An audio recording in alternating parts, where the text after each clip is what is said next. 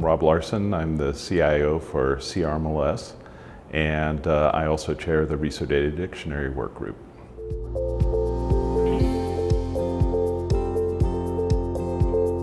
Well, we pushed to have 1.6 released as early as possible.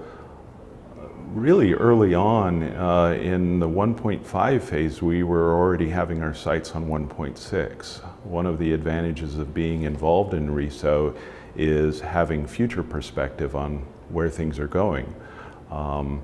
And we really saw that by having our focus on 1.6 and preparing early, we could better coordinate the changes that were going to occur for both our vendors and our end users. The reason why it affects our membership is because CRMLS has adopted the RESO Data Dictionary all the way back to our listing input forms. So it's native to the MLS system, and that creates a consistency between the MLS system input all the way out to third-party products that are running on the data dictionary.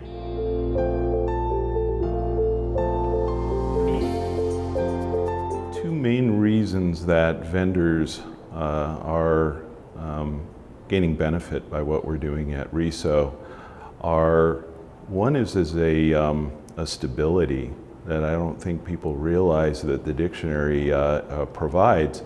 I think we all see that we're changing things, keeping up with the dictionary as it's growing, but with our completing this initial build with 1.7, the expectation is that level of change is going to drop dramatically. So really, by working in a community, change becomes less about, a committee says, hey, let's do this, and you just go ahead and make that change and impact your vendors. Rather, it's a much larger community and much more thought going into change. That stability is very important to vendors. We early on decided that we weren't going to support some other metadata and the dictionary.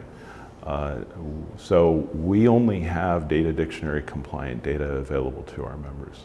Change is painful, so the pushback from the vendor community, I would say, was moderate, and I would say that one of the main reasons why the pushback was so light was that I think we did a very good job of explaining why we were doing what we were doing, that we were taking them down a path of stability and consistency, and that in time they would start seeing the same names and the same consistency out of the other places that they receive their data from. Being an MLS who's adopted early, we've been the ones that have had to explain that sometimes, but overall it's actually gone quite well because they can see the long-term benefit.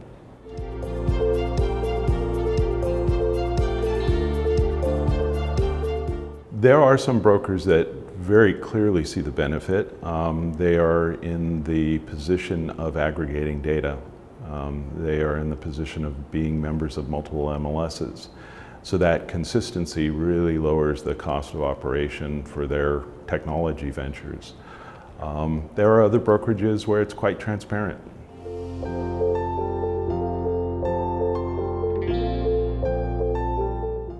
Any MLS that's looking to move to 1.6 Platinum, I think should organize their communications and their laundry list of benefits, and should do a really good job of getting that out.